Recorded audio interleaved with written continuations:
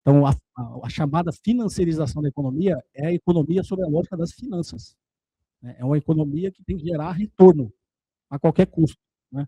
Foi o que, na realidade, essa ascensão do capitalismo financeiro foi o que levou os Estados Unidos a estar na situação que está. É uma potência econômica, o dólar ainda é maior, só que é um país completamente desindustrializado, né? Porque a lógica das finanças prevaleceu. A lógica das finanças é mais retorno em menor prazo, a cada vez mais, né? Para quem já estudou finanças, você faz uma avaliação de viabilidade econômica de projetos, né? Você vai escolher qual projeto que dá o maior retorno em menor prazo, né? Ou uma OVPL, ou uma OTIR, né?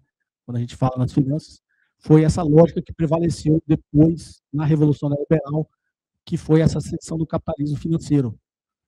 É o capitalismo financeiro explorando o capitalismo industrial, tá? É a lógica das finanças explorando a economia real, né? É a acumulação de capital explorando quem produz, inclusive as empresas. Eu sempre dou o exemplo simples lá da geladeira, né? Que é a contradição entre produção e realização, né? Que está lá no Marx, né? Tem muita gente que me chama de comunista hoje em dia, né? Que eu cito muito o Marx, né? Mas eu até brinco que tem muitas coisas que é da economia clássica, né? Essa preocupação do rentismo sobre a indústria era uma preocupação do David Ricardo, do John Stuart Mill, né? Que uma herança pós-feudal se tornasse rentista e explorasse quem produzia, né? Ou seja, a indústria que estava nascendo lá na Revolução Industrial. A preocupação do David Ricardo era essa, tá? É que essa herança pós-feudal dos grandes proprietários de terra, dos grandes monopolistas, de quem detinha algum tipo de infraestrutura pública, passasse a explorar quem produzia, dessa indústria que estava nascendo na Revolução Industrial. Então, isso não é comunista, tá? Isso está na economia clássica, né? Obviamente, depois, na obra do Marx, ele fala muito disso também. Mas qual que é a contradição entre produção e realização?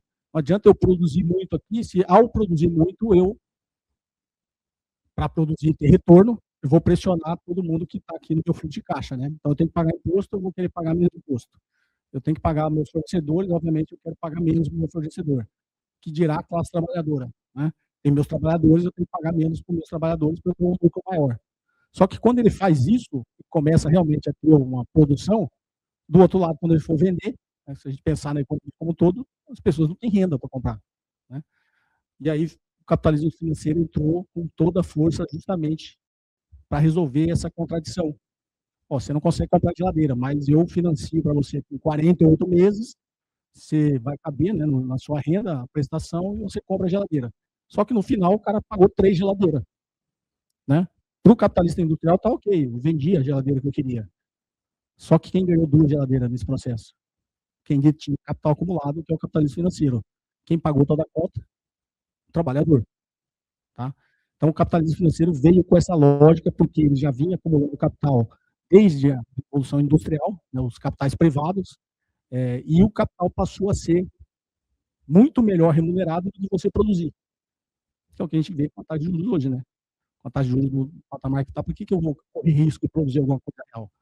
Né? Eu vou investir, vou especular, vou fazer qualquer coisa, menos produzir. Né? E os Estados Unidos, com a Revolução Neoliberal, a Revolução Neoliberal foi desregulamentar mercados, tá? Para o capital financeiro ter liberdade, para extrair riqueza do mundo inteiro. Tá? Então, desregulamentou o mercado, não só o mercado interno, foi o que levou aqui à crise do subprime, mas desregulamentar o sistema financeiro mundial. Tá? E isso foi imposto através do consenso de Washington. O que era o consenso de Washington? Era o inverso de Bretton Woods. O consenso de Washington era livre fluxo de capitais, livre comércio, privatizações, privatiza tudo que é do Estado, e austeridade fiscal.